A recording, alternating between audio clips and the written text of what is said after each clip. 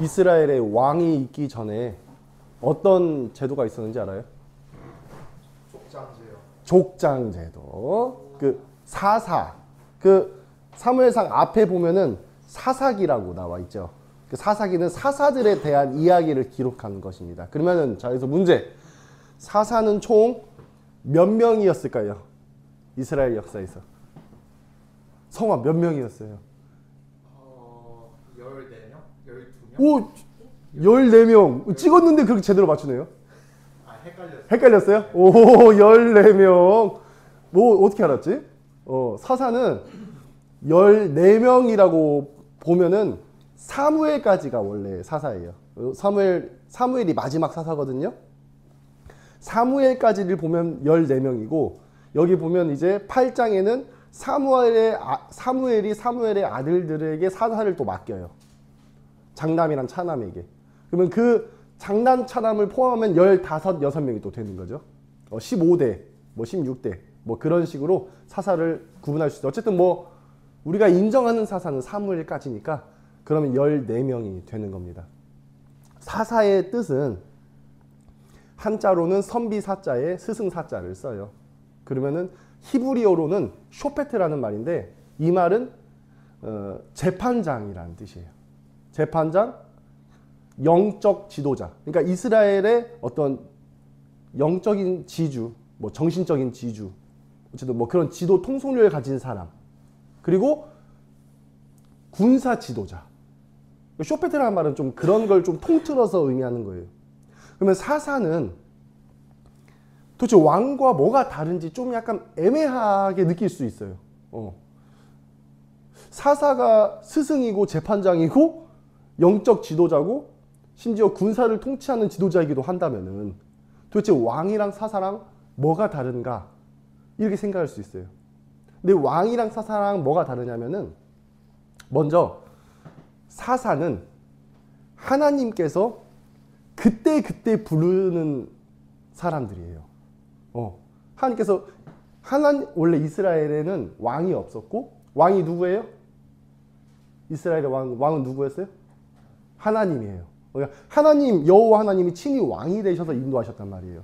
근데 하나님은 사람들이 보이지 않고 볼 수 없으니까 그러니까 하나님께서 어려움에 처할 때 어떨 때는 사사를 그때 들렀어요. 뭐 베냐민 지파가 될 수도 있고 유다 지파가 될 수도 있고 그러니까 12지파에서 그냥 따지지 않고 그릇에 맞는다면은 하나님께 택하신 그 사람을 아무리 뭐 집안이 천하든 뭐 유력하든 그런 거 신경 쓰지 않으시고 그 그릇에 맞는 사람 하나님 마음에 딱 맞는 사람을 그때 들어서 쓰는 게 바로 사사예요. 왕이랑은 달라요. 왕은 어떻게 쓰냐면은 세습돼요. 혈통으로서 세습돼요. 근데 사사는 그런 세습이 없이 하나님께서 부르시는 거예요. 소명을 주시는 거예요. 직접 찾아가셔서 너 사사 세우는 거예요. 계시 주셔서 사사를 세우는 거예요. 거기에서 좀 약간 차이가 있고 그리고 사사는 임시직이에요. 임시직. 하나님께서 필요할 때 그러니까 이스라엘이 어려움에 처했을 때 어지러울 때 고난당하고 있을 때에 하나님께서 그래 그럼 내가 너를 불러가지고 너를 이스라엘 지도해가지고 적을 무찌르게 해주겠다. 나만 믿어라. 그러니까 그런 식으로 쓰는 임시직. 그러니까 한마디로 계약직. 그리고 왕은 끝나지 않는 정규직. 살아만 있다면 계속할 수 있는. 그러니까 그런 차이가 있어요. 그러니까 세습과 혈통으로서 왕이 되냐 아니면 하나님의 부르심으로서 지도자가 되냐. 그래서 애초에 사사들은 본인이 왕이라고 생각하지 않죠. 자, 그 기드온 아시죠? 기드온이 엄청 그 당시에 그 기드온 시대 때에는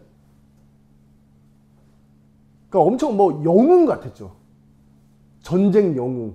진짜 사람들이 봤을 때 이스라엘 백성들이 봤을 때에는 우리에게 진짜 기드온 같은 왕이 있었으면 좋겠다. 그런 마음이 이스라엘 백성 모두한테 든 거예요. 아 진짜 이 사람 풍채도 그렇고 모습도 그렇고 야 이 사람이 왕이 되어야겠다. 그래가지고 사람들이 기드온한테 가가지고 장로들이랑 모든 사람들이 가가지고 기드온을 왕으로 추대해요. 아 우리의 왕이 되어주고 우리를 다스려달라고. 근데 기드온이 뭐라고 해요? 나는 당신들의 왕이 되지 않을 것이다. 사사기 8장 23절에 나는 당신들의 왕이 되지 않을 것이다. 당신들은 여호와 하나님께서 당신들을 다스릴 것이다. 이렇게 하고 거부를 해요. 그러니까 기드온조차도 그렇게 아주 대사사라고 해요. 대사사. 그런 큰 사사조차도 본인 스스로 왕이라고 생각하지 않고 하나님이 왕이시고 하나님께 다스린다는 그런 신앙적인 고백을 하는 거예요. 그러니까 사사랑 왕은 그런 좀 질적인 차이가 있다. 네. 그 위치적인 차이가 있다. 임시적이냐 아니면 좀 약간 보장되는 혈통에 의한 뭐 그런 것이냐 그런 차이가 있어요. 그러다 보니까 이 이스라엘 백성들이 왕이 없으니까 왕을 세워달라고 이제 사무엘한테 부탁을 해요. 사무엘이 이제 본인이 이제 14대 사사였는데 자기 아들에게 사사를 맡기니까 자기 아들들이 뇌물 받고 어쨌든 좋지 않은 일들을 다 한 거예요. 사무엘 아들들이. 사무엘 같지 않게 그런 안 좋은 일들을 많이 하니까 사람들이 장로들이 일어나가지고 당신의 아들들은 너무 글러먹었다. 그러니까 우리한테 왕을 세워달라. 그러니까 아들을 명분으로 해가지고 왕을 세워달라고 요청을 해요. 근데 이것이 하나님 앞에서는 엄청 속상한 거였어요. 자, 사무엘상 8장 7절에 이렇게 말씀하십니다. 사무엘상 8장 7절에 여호와께서 사무엘에게 이르시되 백성이 내게 한 말을 다 들으라. 이는 그들이 너를 버림이 아니요 나를 버려 자기들의 왕이 되지 못하게 함이니라. 예. 그러니까 이스라엘 백성들이 이제 왕을 원하는 거예요. 혈통에 의한 왕. 왜 그러면은 하나님께서 분명히 왕 대신에 사사 제도를 만들어 가지고 사사를 세우셔서 이스라엘 다스리고 지키고 구원해 주셨는데 왜 이스라엘 사람들은 왕을 원했을까요? 그건 왜 그러냐면은 인간이 가장 기본적으로 욕구하고 추구하는 게 뭔지 알아요? 뭐 같아요, 우리 회장님? 식욕? 그러니까 맞아요. 식욕 뭐 그런 욕구들이 있어요. 근데 이제 그런 욕구들을 근원적으로 뭔가 해결해 줄 수 있는 게 뭐였냐면 인간들한테는 그 확실성이에요. 안정성이죠. 그럼 공감하죠? 인간한테 필요한 거는 안정성이란 말이에요. 그러니까 인간은 불확실성을 엄청 싫어하고 무서워해요. 이스라엘 백성들 입장에서는 사사는 불확실한 존재예요. 왜냐하면 사사가 언제 나올지 몰라. 언제 어디에서 어떻게 부름받아서 나올지 몰라요. 하나님께서 그냥 그때 갑자기 어느 순간 불러서 쓰시는 거예요. 그러니까 확실하지 않는 존재예요. 사사는. 뿐만 아니라 왕은 확실한 존재예요. 왜냐하면 왕은 세습되잖아요. 혈통에 의해서 세습되잖아요. 영구적으로 다스리잖아요. 그리고 왕은 절대 주권이라는 게 있잖아요. 그러니까 사사는 그런 게 없잖아. 그러니까 사사는 자기가 사사라는 것을 어떻게든 증명해야 돼요. 뭐 실적으로든 어떤 하나님의 영에 의하든지 아니면 뭐 기세로든지 간에 어쨌든 뭐 여러 가지 면으로 자기를 증명해야 되는데 왕은 그냥 왕이라는 이유 하나만으로 절대 주권을 갖게 돼요. 그래서 이스라엘의 12지파가 전부 다 단결될 수가 있었던 거예요. 이 당시 이스라엘은 이게 그 왕이 없다 보니까 12지파가 단결이 잘 안 됐어요. 그러니까 한마음 한뜻이 될 수가 없었어요. 그래서 적군이 쳐들어와도 어떤 지파는 가서 공격하고 도와주는데 어떤 지파는 뒤로 물러서 가지고 빠지고 안 싸우고 그런 게 엄청 강했어요. 왜? 왕이 없어서 그런 거예요. 그러니까 이스라엘 백성들은 이런 어떤 왕의 제도를 통해서 확실성을 보장받고 싶었던 거예요. 근데 사실 그럴 필요는 없었지. 하나님께서 왕이 돼주셔서 그때 어떻게든 어떤 방법으로 이야기를 만들어 가시는 하나님이거든. 하나님께서 원하시는 그런 이야기예요. 하나님은 그냥 스토리로 뭔가 우리한테 교훈을 주고 싶고 당신의 이야기를 써가시는 분인데 사람들은 그런 스토리보다도 그런 어떤 이렇게 굴곡 있는 재미있는 스토리보다도 그냥 평평한 안정적인 이야기를 원한 거예요.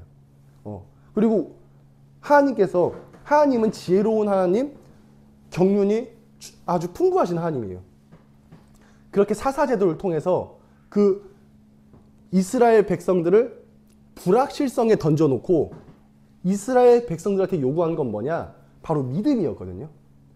인간은 불확실성에 있을 때에만 믿음이 요구돼요. 확실성에 있을 때 믿음을 요구하지 않아요. 그죠? 여러분, 우리가 지금 여러분 일어나가지고 여기 앞으로 이렇게 걸어보라고 했을 때 내가 여기를 걸을 수 있을까라고 지금 믿지 못한 사람이 여기 누가 있어요? 없잖아요. 근데 베드로한테 물리를 걸어오라고 했을 때 베드로에게는 믿음이 요구됐어요. 왜? 이건 확실하지 않는 오히려 미지의 것이었기 때문에. 그러니까 이스라엘 백성들도 마찬가지였어요. 하나님께서 왕을 세우지 않고 친히 당신이 왕이 되시고 그냥 사사를 통해서 그때그때 해결하신 이유는 이스라엘 백성들로 하여금 그 불확실성 속에서 믿음을 요구하신 거였어요. 그 믿음을 요구하심으로써 이스라엘 백성 신앙을 갖게 되는 거예요. 근데 이스라엘 백성들은 그게 아니라 안정성을 추구했다. 하나님을 믿지 못했다. 하나님의 지혜와 경륜 그런 것들을 믿지 못했다. 그래서 왕을 추구했다. 그렇게 보시면 될 것 같습니다. 그래서 누가 됐냐? 누가 됐죠? 첫 번째 왕 사울입니다. 왕이 그렇게 추대됐어요. 사울은 자, 성경에 보면은 성경에 외모를 묘사하는 게 많지 않아요? 근데 사울은 외모를 묘사합니다. 일단은 첫 번째로 키가 일반 사람들보다 머리가 하나 더 있었어요. 키가 엄청 컸고 덩치도 컸어요. 남자다웠죠? 그리고 미남이라고 해요. 네, 여기 자, 그 사무엘상 9장 2절에 이렇게 나와 있어요. 기스에게 아들이 있으니 그의 이름은 사울이요 준수한 소년이라. 이스라엘 자손 중에 그보다 더 준수한 자가 없고, 그러니까 이스라엘 사람들 중에서 사울보다 더 잘생긴 사람이 없었대요. 그러니까 국가대표 꽃미남이라고 보면 될 것 같아요. 키도 크고 뭐 피부도 곱고 아주 뭐 그런 느낌이었던 것 같아요. 뿐만 아니라 사울은 어쨌든 이 사울이 소개되고 나서 어떻게 되냐, 이 바로 밑에 나오는 내용이 사울의 아빠가 암 나귀를 잃어버렸어요. 근데 그 암 나귀를 사울한테 시켜가지고 찾아오라고 말합니다. 사울이 찾으러 가는데 무려 사흘 동안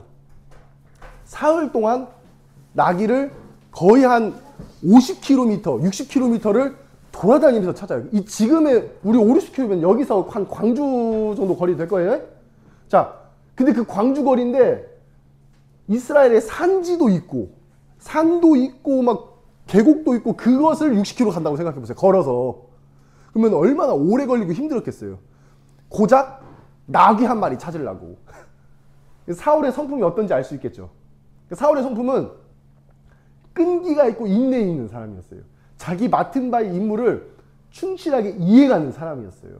어떻게든 찾아내려는 사람이었어요. 그래서 사울이 사흘 동안 3일 동안 찾다가 못 찾았어요. 결국에는 못 찾아가지고 옆에 있던 종이랑 같이 갔는데 이제 종이랑 대화를 하는 거예요. 아니 3일 동안 여기 지금 지난 우주까지 와가지고 찾았는데 도저히 못 찾았다고. 이러다가 암나기는 고사하고 우리도 죽게 생겼다. 어? 지금 아빠가 지금 우리 걱정하신다. 우리 돌아가자.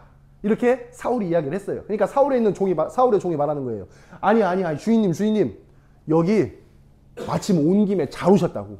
여기 이 성에 아주 유명한 선지자가 계시는데 그 선지자에게 한번 암나기가 어디로 튀었는지 한번 물어봅시다. 그렇게 말하는 거예요. 그 선지자가 누구예요? 사무엘입니다. 사사 사무엘. 그래서 사사 사무엘한테 갑니다. 사사 사무엘을 딱 보니까 마주쳤어요. 저기서 사무엘이 오고 있는 거야. 사울이 가고 있고 딱 마주쳤어요. 근데 사울이 보자마자 하나님께서 그 마음속에 말씀하시는 거예요. 사무엘아 바로 째다. 이렇게 사무엘한테 하나님께서 말씀하시는 거예요. 보자마자. 바로 째다라는 말은 왜 나왔냐? 바로 이 전날 밤에 사울을 만나기 바로 전날 밤에 사무엘이 하나님의 계시를 받았어요. 내가 베냐민 지파의 한 사람을 내일 너한테 이맘때 보내줄 것인데 그가 이스라엘을 다스릴 것이다. 미리 그런 계시를 한 거예요. 그 전날 밤에. 그래서 사무엘이 딱 사울을 보자마자 하나님께서 알려주시는 거예요. 성령이. 바로 째다. 그래서 사무엘이 가가지고 바로 이제 영접하고 맞이해가지고 기름 붓고 당신이 이스라엘 다스릴 거라는 그런 말을 이제 해주는 거예요. 그리고 사울은 이스라엘의 왕이 되었습니다. 네. 그렇게 이스라엘 왕으로 추대된 건 좀 그 이후에요. 일단은 그렇게 인정을 받은 거예요. 먼저 그렇게 기름 부음을 받은 거예요. 그리고 나서 하룻밤을 잤어요. 자고 그 다음날 아침에 일어나서 사울이 다시 자기 집으로 돌아가요.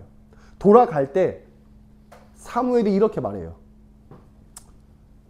사울아, 네가 집으로 돌아갈 때 두 가지 징조가 있을 것이다. 이렇게 말해요. 자, 그 중에 첫 번째 징조는 베델로 가는 사람들을 네가 만날 것이다. 우리 저번 주에 베델 대한 이야기 들었었죠? 하나님의 집, 베델, 야곱의 베델. 자, 베델로 가는 사람을 만날 것인데 세 사람을 만날 거야. 그 중에 한 사람이 너한테 떡을 2덩이를 줄 것이다. 그리고 나서 다시 네가 길을 가고 있을 때 이번에는 하나님의 산에서 내려오는 자들을 네가 만날 것이다. 하나님을 예배드리는 산, 거룩한 산에서 내려오는 선지자 무리들을 만날 것이다. 그들이 예언을 하면서 내려올 것인데 네가 그 예언자들을 만나게 됐을 때 너는 그때 비로소 하나님의 영, 곧 성령을 받을 것이다.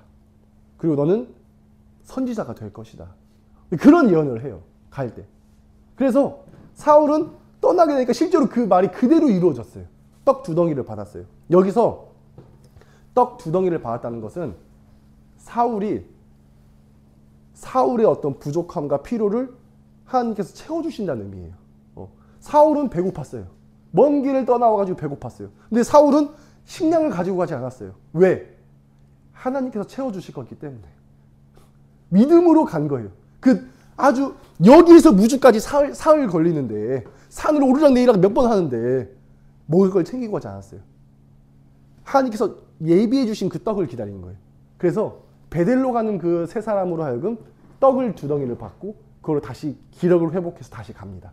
그리고 그 필요를 채운 다음에 이번에는 육신의 필요를 채울 뿐만 아니라 영적인 필요를 채워주세요. 바로 성령을 받게 하세요.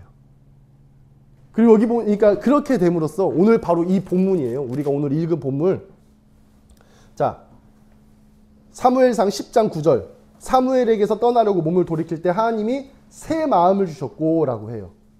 그 위에 10장 6절. 내게는 여호와의 영이 크게 임하리니 너도 그들과 함께 예언을 하고 변하여 새 사람이 되리라. 그렇게 사울은 집에 돌아갔을 때에는 완전 새 사람이 되었어요. 집을 떠났을 때의 사울과 집에 돌아왔을 때의 사울은 완전히 다른 사람이 된 거예요. 그게 일주일 걸렸어요. 그래서 사울의 일주일이에요. 갈 때 3일, 올 때 3일, 그리고 사무엘을 만나고 하루예요. 그게 일주일이에요. 분명히 그 전에는 사울이 떠나기 전에는 자기가 어디로 갈지를 알지 못했어요. 왜냐 암나귀를 찾으러 가는 건데 암나귀가 어디로 간지 모르는 거예요. 여기서 무주 진앙까지 가는 거예요. 내 갈 바를 알지 못하고 떠나게 된 거예요. 근데 돌아왔을 때는 완전히 다른 사람으로 거듭나서 왕으로서 오게 되는 거예요. 선지자로서 성령 받은 사람으로서 오게 된 거예요. 신앙을 가지고 오게 된 거예요. 완전히 다른 사람이 된 거예요. 이 사울의 일주일은 성도의 삶을 축약한 거예요. 성도의 길, 순례자의 길을 축약적으로 설명한 거예요. 이게 우리의 길이에요. 우리 모두 다 사실은 사울처럼 암나귀를 찾으러 떠나요. 우리 모두 다 그래요. 왜? 암나귀가 뭔 말인지 알아요? 암나귀는 욕망을 의미해요. 욕망, 물질, 쾌락, 그러니까 세속적인 모든 거예요. 우리가 길을 나설 때에는 암나귀를 찾으러 가요. 이 세상에 그 누구도 처음부터 하나님 찾는 사람 없어요. 혹시 한번 손 들어봐요. 나 태어날 때부터 하나님 추구했다. 아니면 나 유치원생 때부터 나 하나님 복음 듣기 전부터 원래 하나님을 추구했다라는 사람이 여기 있어요? 아무도 없어요. 뭘 추구했냐 여러분들은? 쾌락 추구했어요. 내 욕구 충족했어요. 내 욕구 안 들어주면 울었어요. 엄마 아빠한테. 나 이거 사달라 저거 사달라 나 이거 먹여달라 저거 먹여달라. 친구들의 사랑을 원하고 주변의 사랑을 원하고 주변의 안정감을 추구했어요. 우리는 암나귀를 찾으러 떠난 거예요. 암나귀를 찾으러 떠난 사울의 삶은 어땠어요? 방황했어요. 어디로 갈 바를 알지 못하고 사흘 동안 그냥 돌아다닌 거예요. 목적도 목표도 없이 잡을 수 없는 암나귀를 잡으러 다닌 거예요. 그게 우리의 삶이에요. 슬픔이 슬퍼요. 그죠? 근데 내가 여기 오기 전에 이리 남중교회에서 찬송을 하나 부르고 왔는데 길을 찾는 너에게라는 찬송이 하나 있어요. CCM. 길을 찾는 너를 위해. 그 찬송 너무 감동적이에요. 나중에 한번 불러봤으면 좋겠어요. 길을 찾는 너를 위해. 위클레이인가? 부르는 건데 청년들한테 해주고 싶은 찬양이에요. 길을 찾는 너를 위해 주는 찬양.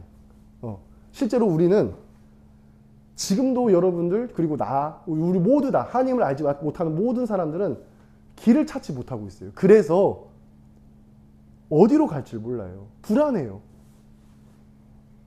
무기력해요. 방향을 찾지 못했어요. 요즘 근현대에 들어와서 과학이 발달했잖아요. 과학이 발달하면서 인간의 물음은 어떻게라는 물음으로 바뀌었어요. 그러니까 한마디로 이거예요. 사람은 어떻게 생겼냐예요. 그래서 뭐 정자 난자 막 이렇게 물어보다가 그러면은 최초의 사람은 어떻게 생겼지? 라고 해가지고 진화론적으로 가고 뭐 우주과학적으로 가가지고 이렇게 하는 거예요. 그러니까 근현대에 들어와서 현대에 들어와서 인간의 물음은 어떻게라는 물음으로 바뀌었어요. 인간이 어떻게 생겼냐. 근데 그 어떻게라는 질문은 우리한테 왜라는 질문에 대한 답변을 주지 못해요. 우리가 가장 먼저 물어봐야 될 질문은요. 어떻게라는 질문이 아니라 왜라는 질문이어야 돼요. 나는 왜 태어났을까? 나는 왜 존재하는가? 그 질문이 첫 번째가 되어야 돼요. 성경 자체는 그 질문을 하고 있고 그 질문에 대한 답변이에요. 과거에 있던 수많은 철학자들은 그거에 대해 질문했어요. 인간은 왜 존재하는가? 우주는 왜 존재하는가? 근데 지금 질문이 바뀌었죠? 어떻게라는 질문으로. 어떻게라는 질문은 왜라는 질문에 대한 답변을 못해요. 그냥 그 메커니즘만 설명할 뿐이지. 우리는 왜라는 질문을 해야 돼요. 인간은 왜 존재하는가? 그 질문을 안 하기 때문에 우리가 길을 잃은 거예요. 왜 존재하는지를 모르니까 그냥 모르게 다 사는 거예요. 길이 어딘지도 모르고 어디로 가야 될지 몰라요. 그래서 뭘 추구하게 되냐? 가장 원초적인 본능만 추구하게 되는 거예요. 왜라는 질문을 안 하니까. 그래서 욕구, 쾌락, 그걸 만족시켜주는 게 뭐냐? 돈이에요. 그래서 그냥 그래서 인간은 그냥 다 길을 찾지 못한 인간은 전부 다 돈을 추구하게 되어 있어요. 사울도 그랬어요. 암나기를 찾으러 갔어요. 길을 찾지 못한 채 방황했어요. 근데 누굴 만났냐? 사무엘을 만났어요. 여러분 누굴 만났어요? 예수님을 만났어요. 예수님을 만났어요. 예수님을 만나서 비로소 우리는 길을 찾게 된 거예요. 어디로 가야 될지, 내가 왜 존재하는지, 왜 사는지를 예수님을 만남으로써 알게 된 거예요. 그래서 사울은 예수님을 만나고 돌아갈 때 내가 이제 어디로 가야 될지 알았어요. 그는 기름 부음을 받았고 그는 돌아가는 길목에 성령 받았어요. 그리고 뿐만 아니라 하나님께서 사울의 배도 채워주셨어요. 떡도 주셨고 성령도 주셨어요. 길을 찾는 그에게 하나님께서 이런 결과를 주신 거예요. 그리고 우리는 오직 길 위에 전부 다 서 있다는 걸 알아야 돼요. 그 누구도 목적지에 여기 없어요. 목적지에 있었다면 여기 없죠. 우리는 전부 다 길 위에 있어요. 과정 위에 있다는 거예요. 하나님은 길 위에서 우리를 만나세요. 과정 위에서 우리를 만나세요. 길 위에 있다는 것은 뭐예요? 불확실성을 의미합니다. 아까 이스라엘 백성들이 왕을 요구한 이유가 불확실하기 때문에 요구했다고 했죠. 오직 우리는 불확실한 길 위에서만 하나님을 만날 수가 있어요. 그 길 위에서 과정에서만. 불확실성이라는 의미는 여러분이 들었을 때 안정감이 없다고 생각할 수 있거든요. 불확실성이.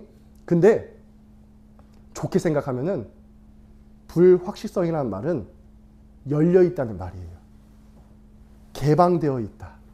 미래가 어찌할 바를 알지 못하다. 만약에 미래가 정해졌다면 여러분 어떨 건데요?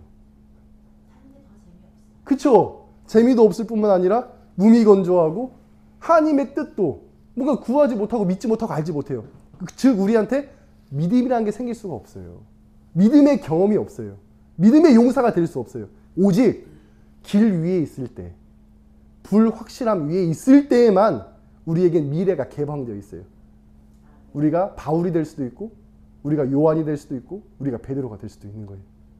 그런 개방됨. 그리고 그 개방됨으로써 하나님을 믿음으로 나아갔을 때 우리에게는 진정한 확실성이 주어질 수 있는 거예요. 진정한 믿음이. 그래서 우리 여러분들이 물론 길을 찾기 어렵고 지금도 어디로 가야 될지 모르고 정확한 목적을 찾지 못했을 수도 있어요. 하나님께서 여러분을 만나게 해주시는 거예요.